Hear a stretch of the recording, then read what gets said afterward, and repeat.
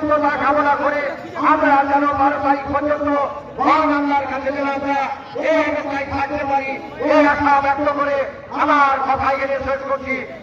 আল্লাহ হাফেজ। বাংলাদেশ জিন্দাবাদ, বাংলাদেশ জাতীয়তাবাদী জিন্দাবাদ। সালাম মেজর জেনারেল শরীফুদ্দিন সাহেব জিন্দাবাদ, জিন্দাবাদ, জিন্দাবাদ। ধন্যবাদ দলনেতা জনাব নুরুল ইসলামকে।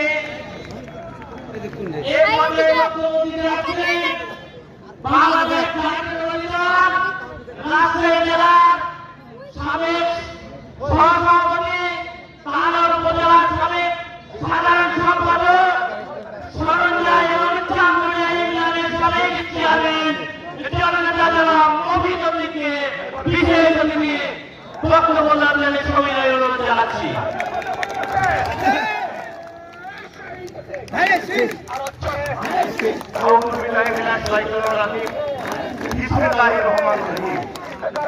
আজকে ভারত উল্লাপাড়া মাঠে 12 তারিখে যে নির্বাচন হবে সেই নির্বাচনের জনসভার সম্মানিত সভাপতি প্রধান অতিথি হিসেবে উপস্থিত আছেন আমাদের প্রিয় নেতা ব্যারিস্টার আনোয়ার হকের সহোদর ছোট ভাই অবসরপ্রাপ্ত মেজর জেনারেল শরীফুদ্দিন।